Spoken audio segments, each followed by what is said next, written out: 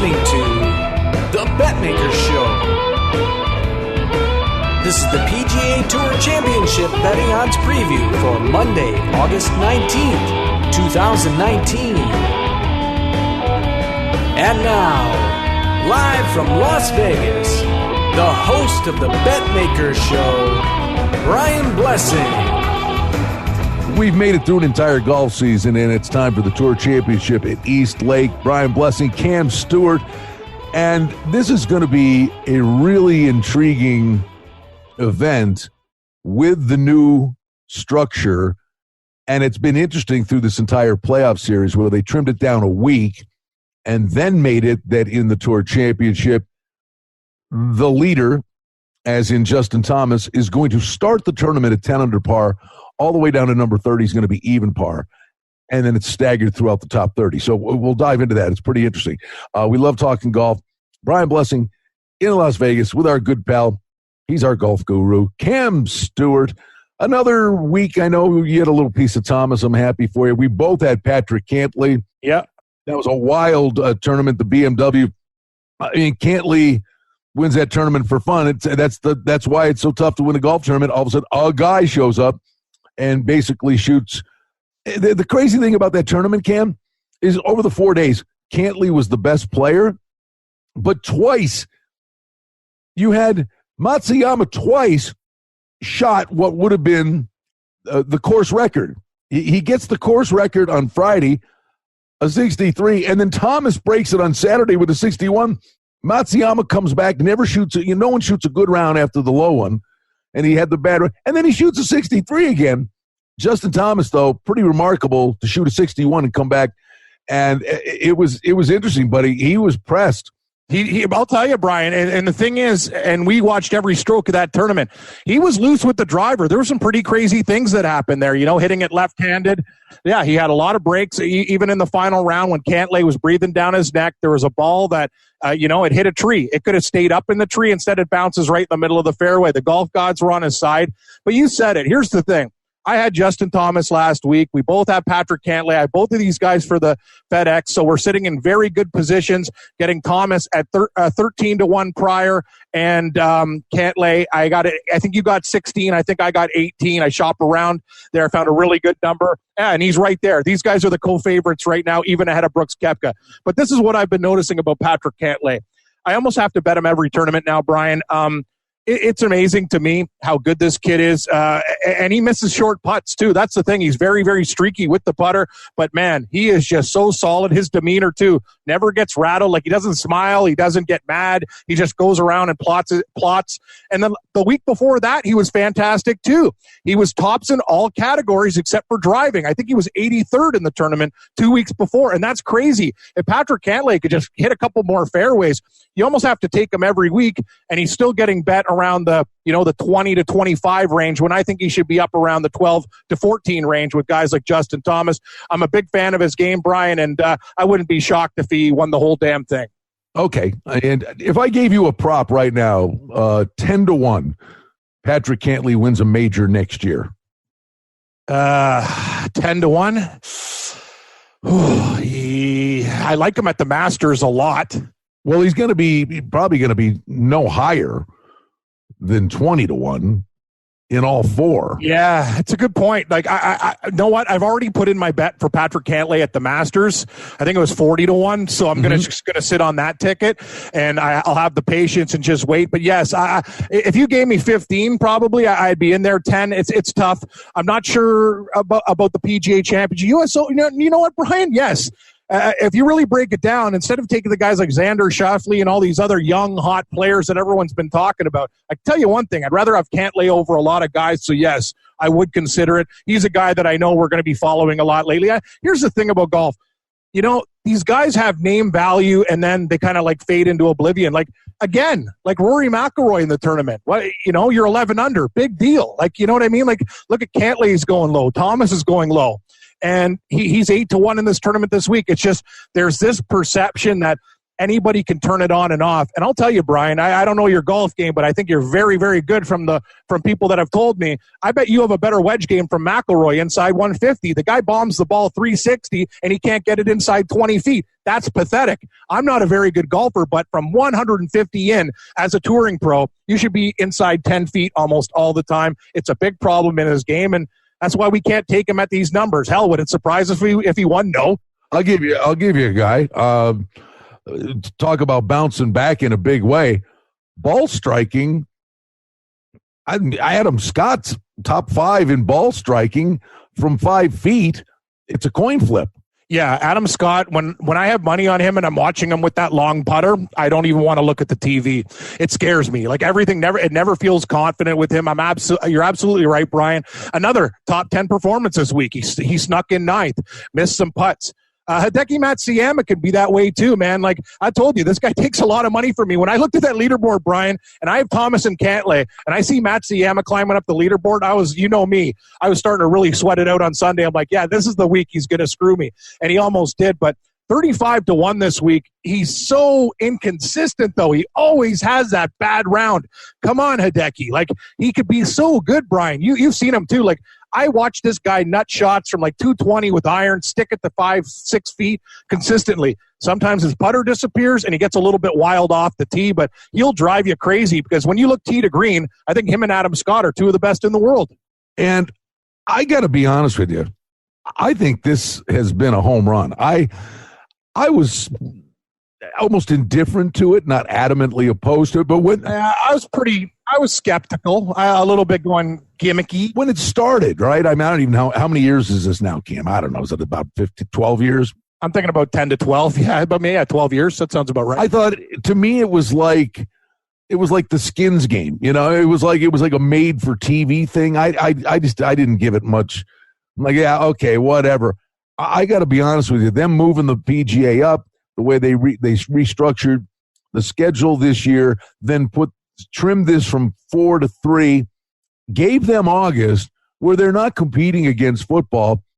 And I got to tell you, I think the thing's been a complete home run, and I'm really been won over by it. And the other thing, and I remember talking to a few people about this, the kind of cake that's at stake here, in that, when you're betting a guy, and we said, betting a guy to win a tournament, it's hard to win a golf tournament.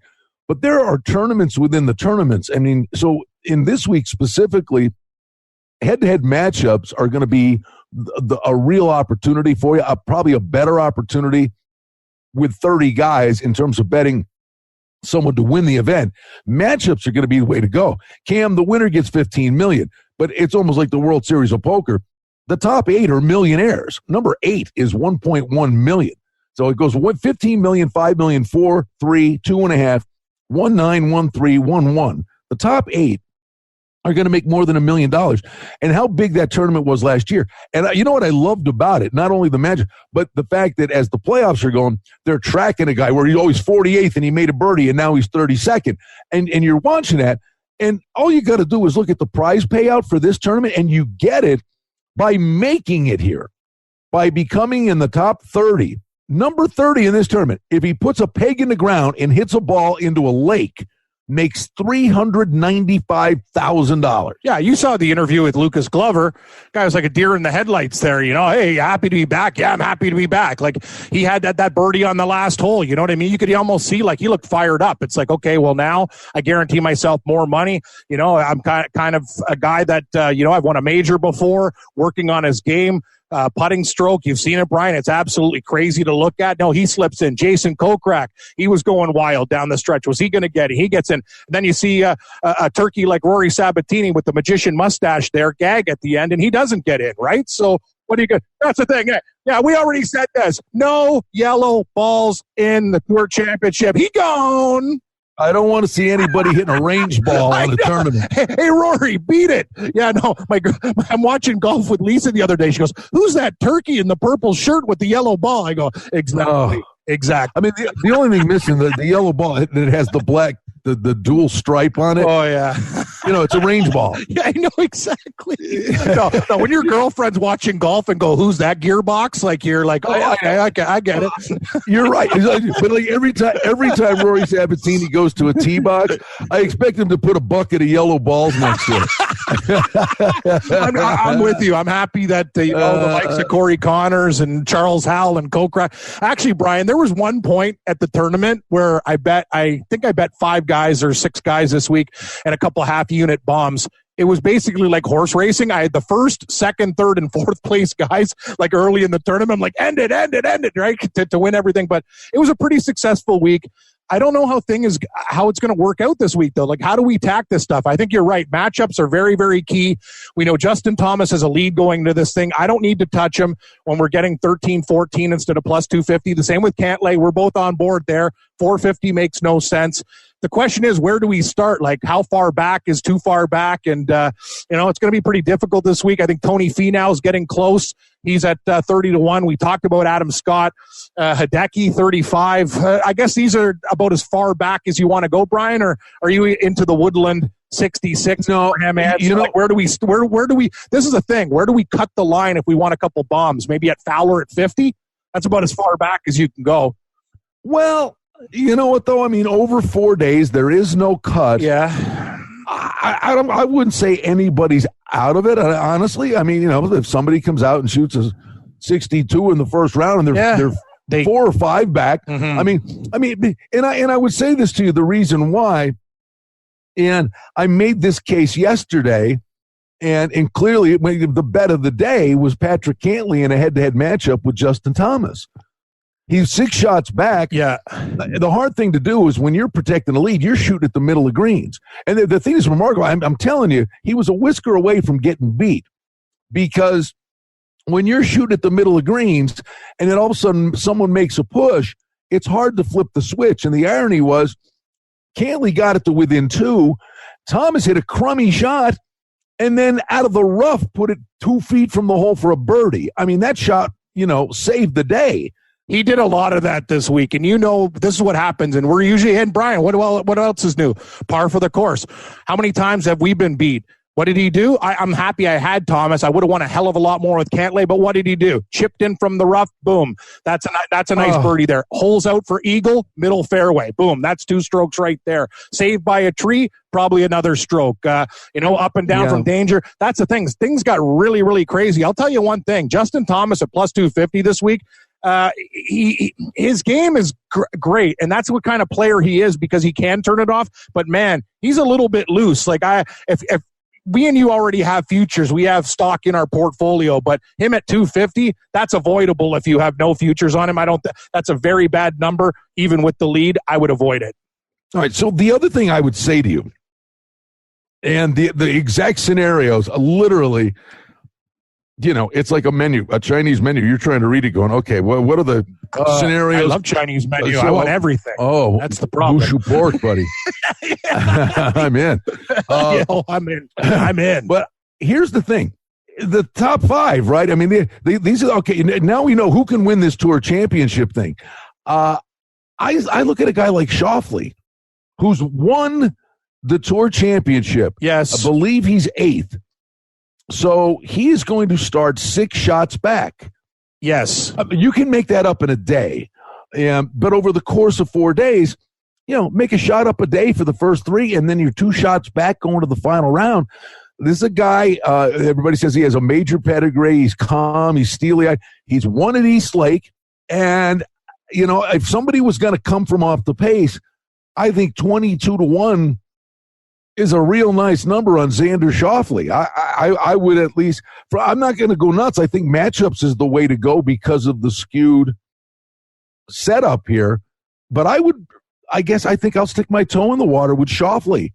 I will too. At that price, as I said, we've already invested in Thomas and Cantlay for me anyway, so I can't. Brooks Koepka plus 550. No, it's not enough for me. Could he win? Yes. Rory McIlroy, as I told you, no, I don't want anywhere near him at 8-1. It's still not enough.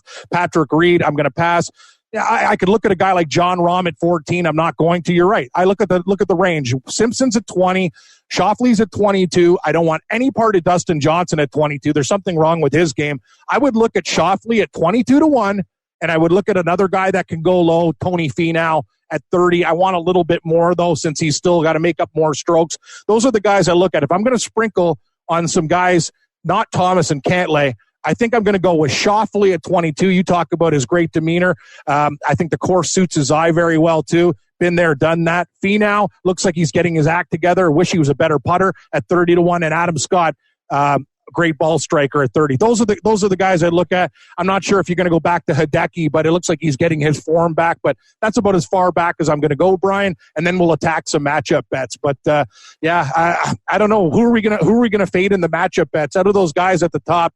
Who do you kind of think is going to disappoint? Like Dustin Johnson's been a guy that's really, really not playing up to potential right now. He's a guy I've been picking on lately, and it's been working. I don't know who else we could do. I had a matchup bet, Cantlay over Reed. It's not like Reed didn't play well. Cantlay was just amazing and finished second last week. But, maybe we keep on picking on Brooks Koepka. I got lucky with my Rory McIlroy over Koepka bet. He won by 1 stroke, Brian. Huge lead going into it. He almost pissed it away.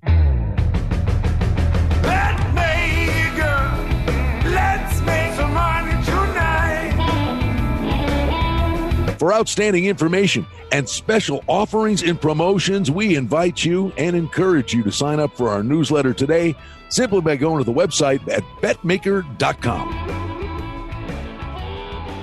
I'll throw one at you, too. We got going Schauffele, but 8-back. I mean, Schauffele's 6-back. All right?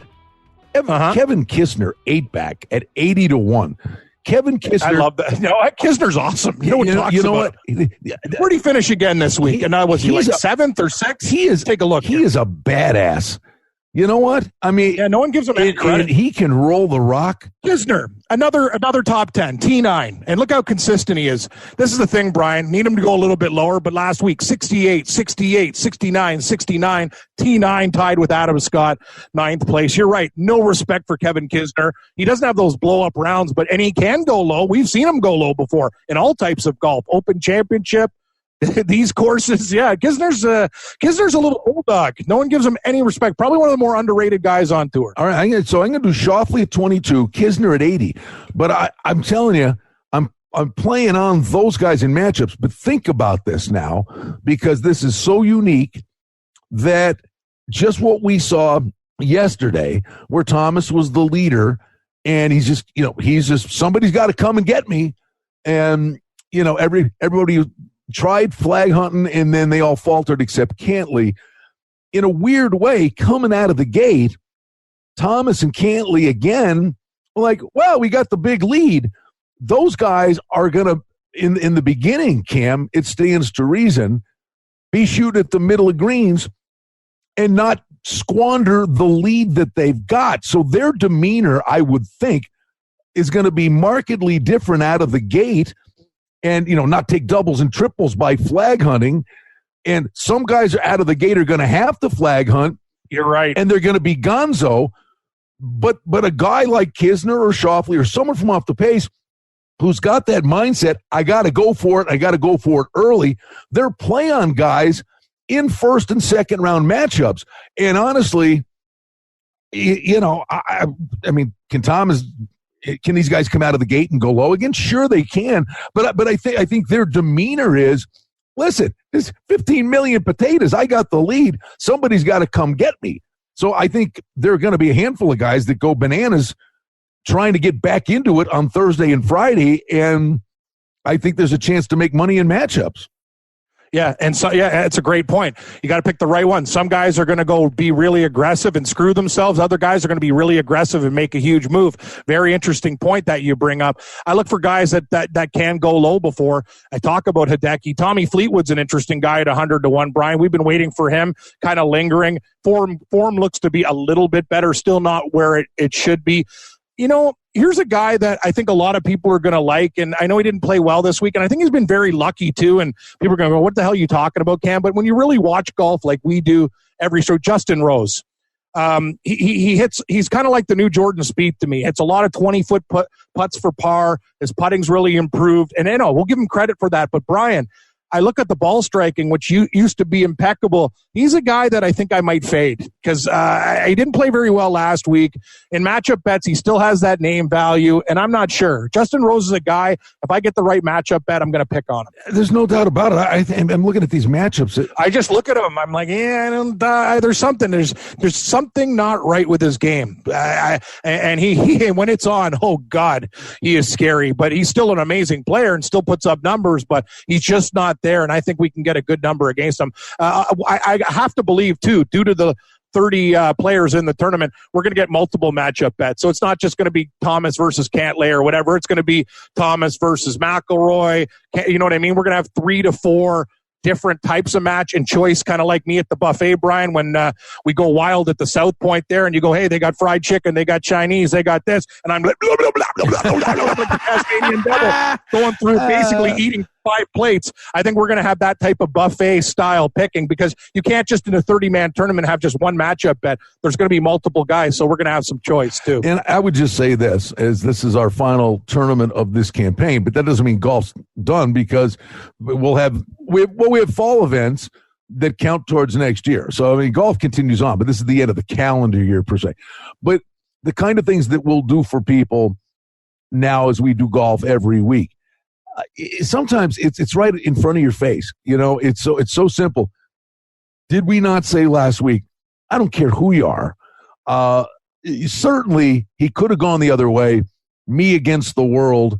But did we say last week, all this stuff going on with Bryson DeChambeau about the slow play? He spent the first 3 days of this tournament on Twitter answering questions about slow play. His head was nowhere near this tournament. He's 71, 71, 71, 70. You fade him in all 4 days of the matchups. You were printing money.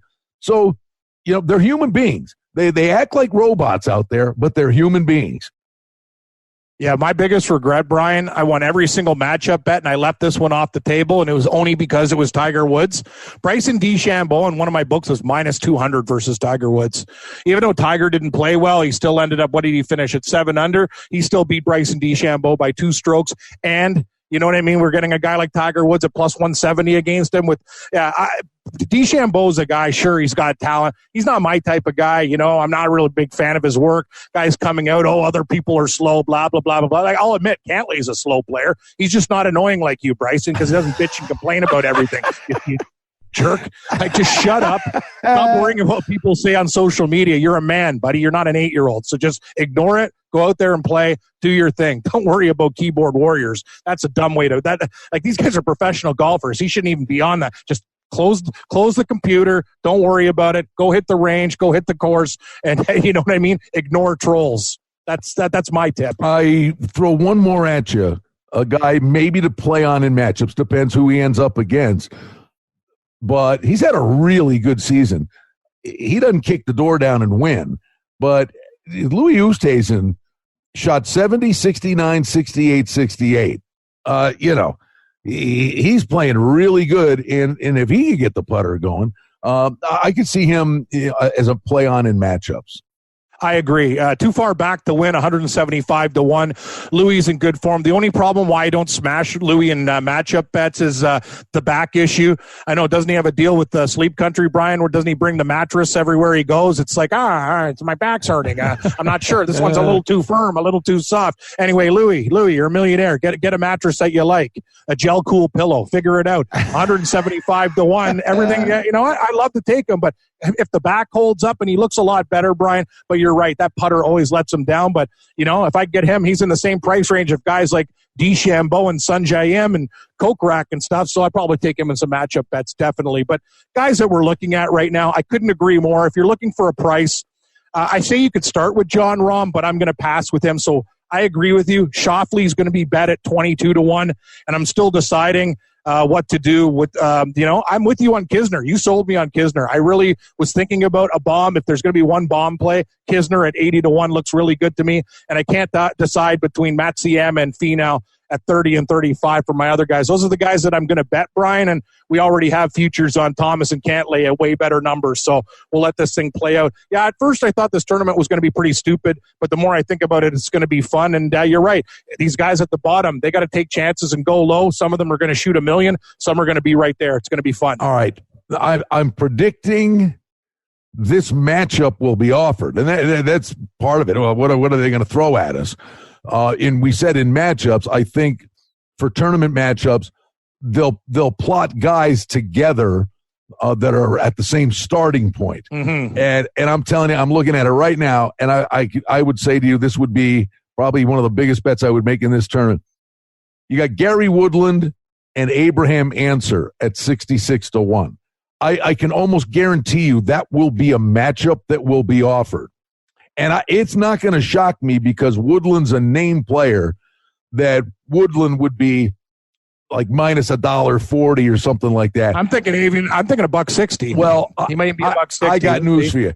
Answer should be minus $1.60. And current form, listen, Woodland, everything this guy does is house money. He won the U.S. Open. How many times do guys win a major and disappear? How long did it take Patrick Reed to win again after winning the Masters? True. He lost his mind. Answer is playing really good golf. Woodland can shoot a 65 and then come out and shoot a 75. I think Abraham Answer will beat Gary Woodland in a head-to-head matchup at a plus price. I think that's a safe assumption that'll be a matchup that's offered, and I'd be playing Answer all day long. I love that, Brian. No, I think you're onto something there. I totally agree. And, we'll see the rest of them. But Abraham Answer, if we get him as a pooch, I'm locked and loaded in there, too. I'm going to be looking at Kisner, too, Brian. You really got me sold on Kevin Kisner. Just very, very sneaky, very underrated. The price at 80-1, and that's the thing. He never quits. And the thing I like about Kisner is he doesn't really have those crazy blow-up rounds. He can go low. He's pretty consistent, and he never quits, too. Hell, he won a match play. He won the match play. What does that tell me? He's mentally stronger than other guys. Those are guys you want to have on your ticket. Well, I mean, if I was running around watching Jordan Spieth play, I'd be wearing a Kevlar vest and an asbestos suit. But I'm telling you, the two guys on the tour that most consistently make 40, 50 footers are, Spieth is saving his ass all the time with long putts. Yeah, I agree. He's that big a mess. But I'm telling you, Kevin Kisner is always scaring the hole from 40 feet. It's nuts. He is. I know. So, I'd be looking at him. I do too. So who are we going there, Brian? We already got a couple bullets with Thomas and Cantlay at much better prices. So we're going to take a dip in the water with Schauffele at 22. I think Kisner at 80 looks pretty good. And do I dare go back to Hideki Matsuyama in good form? I'm thinking about it. The guy did go low twice this weekend at 35. At that price, I might have to bite. Well, and the other thing is, obviously, we're talking to a whole boatload of people out there, and everybody's in a different spot. But the way you and I stand, and this is what, when you're doing futures, you want to put yourself in that position where you can, if you want, you can get out, or you can hedge and just print money, or take a third of it, and then you still got action, but you're making money. So I think both you and I, we said this last week, we both liked Cantlay. I said, if you bet Cantlay, you've got to bet him the next week too. He didn't win, but by finishing second, I got 16, you got 18. He's 9-2 this week. So we did the right thing. We're getting the best of the number. So these are the kind of things you're trying to put yourself in the best position. It's like betting a football game, Cam, and we'll wrap it up with this. People, the football game, Sunday morning, 10 minutes to the game, let's bet. When I think one of the things we'll do on this podcast is we can sit there on a Monday and say, hey, this game is whatever, Seattle minus 2.5. And on Monday, when we're doing this, they'll say, public support's going to come in as the week goes along. The game's going to go through 3. Well, okay, if you wait till Sunday morning, now you're laying 3.5. But if we can give you the high sign on, and it's what we do, and probably 9 out of 10 times in terms of which way a number's going to go. But the thing is, now you got to get people to realize, like we're saying, we bet Cantlay last week for this week to get, 16-1 instead of 9-2, is to get people to make the bet early. What do we always say? Sometimes it's not who you bet, it's when you bet them. So there's a money management aspect and a way to approach this that will make the difference over the course of time. People are creatures of habit, but if you can get people to say, yeah, I'm going to bet the Sunday football game on Tuesday, and over the course of a season, there are going to be 15 games that you got way the best of the number, and some of them through a key number. Believe me, you're going to make money if you change your regimen. Yeah, no, I agree with you totally. And it's almost crazy because, I'm doing a weekend show with baseball and you really see it. It's like the Yankees are playing Cleveland. Cleveland's up a deuce. It's 2-0 early. The Yankees, you had to lay 200 and change. Now, they're getting 10 cents. Click. What happens next inning? They're up 4-2. I'm not going to say it's going to happen every time, but the live betting and early betting, getting best parts of the number, it's something that we really have to do a hell of a lot more of. You know me, Brian, too. You've known me for a long time. I love the action, and sometimes it's hard to put the brakes on sometimes. Say, okay, I get it. Let's try to do it this way. Be a little bit more patient. And you're right, money management is a key. But the live betting and getting good numbers, I'm going to start to bet the NFL this year a hell of a lot earlier and try to find middle jobs. And I'll just say this to you. You've done this with me before. Yesterday, I hosted the VSIN program on Sunday from the South Point. And it was early in the afternoon, and the baseball scores are coming up, and we're updating the baseball scoreboards. And the Orioles are up 6-0 on the Red Sox in the second inning. Oh, yeah. And that was another game. Now, yes. I look at the guy, Greg, I'm doing the show, and I said, it's the Orioles. And I brought it up, and I said, nah. I didn't do anything about it, but I brought it up. Well, the bottom of that inning, the Red Sox get 2, and I'm like, idiot. And so I go and get it. Had I done it when it was 6-0, it was 5-1. Trailing 6-2 in the third inning, I bet the Red Sox plus 220. And, 25 minutes later, the game's tied. 45 minutes later, the Red Sox are ahead.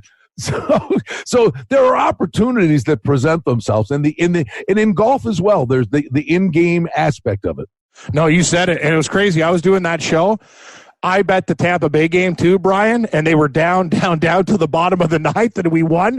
And the guy did the show with the same thing. He took Boston when the Orioles were up. Like all those games, the live bet turning huge favorites into huge dogs. They all came in and won. Doesn't happen all the time, but that's the way to do it. When you have a big favorite, sometimes you just hope they're down runs early, and boom, boom. Cha-ching, cha-ching, you can cash. But let's hope we hit some winners on the links this week. I think we're in a real good position, and hopefully, we kind of talked about the format being weird, but I think it's actually going to be really, really entertaining. And when you think about it, in golf over 4 rounds, a couple strokes, you said it, Brian, it could be made up on a hole, so things are going to get real wild. You're the man. Cam Stewart, I'm Brian Blessing. There you have it. It's the Tour Championship at East Lake, and there you have the preview for the final golf event of the calendar 2018-2019 season. Betmaker, let's make some money tonight. Well, that's the Betmaker Show for now. We publish multiple times each week. We'd like to thank you for listening, and if you liked what you heard, please take a moment to leave a rating and review, or subscribe to our show feed, or share our show with a friend or two and help us grow the show. We very much appreciate it. Visit us on the web at betmaker.com. And reminder to sign up for the newsletter. Thanks to our engineer, Darren Vandermolen, and producer, Mike Gallivan. The Betmaker Show is a production of Cardinal Marketing Incorporated. Betmaker is a registered trademark. Any rebroadcast, reproduction, or other use of this content without the express written consent of Cardinal Marketing Incorporated is strictly prohibited. The handicapping and sports odds information contained on this podcast is for entertainment purposes only. Please confirm the wagering regulations in your jurisdiction, as they vary from state to state, province to province, and country to country. Using this information to contravene any law or statute is prohibited. The podcast is not associated with, nor is it endorsed by any professional or collegiate league, association, or team. This podcast does not target and is not intended for an audience under the age of 18. If you think that you have a gambling addiction, stop this podcast now and please seek help. Gambling and betting on sports is a form of entertainment and should be about having a good time. But when done excessively, it may negatively affect other areas of a person's life, such as their physical and mental health, school or work performance, finances, and or interpersonal relationships. At Betmaker.com and the Betmaker Show, we're concerned about the addiction that gambling may cause, and for this reason, we encourage everyone to practice responsible gambling, an approach to gambling that helps you ensure that it remains an enjoyable activity. Here are the main principles of responsible gambling. Don't think of gambling as a way to make money. Always gamble with money that you can afford to lose. Set limits and stick to them. Never chase losses. Don't gamble when you're depressed or upset, and create a healthy balance. Always be aware of how much time you spend gambling or thinking about gambling. And do not allow gambling to cause you to miss out on time with family and friends or time spent on other activities you enjoy. By following these guidelines, gambling can be a good time and great entertainment. If you feel at any time that your gambling is taking away from important areas of your life, is causing you stress or depression, or is leading to financial losses that are beyond your control, please reach out for help. Learn more at responsiblegambling.org.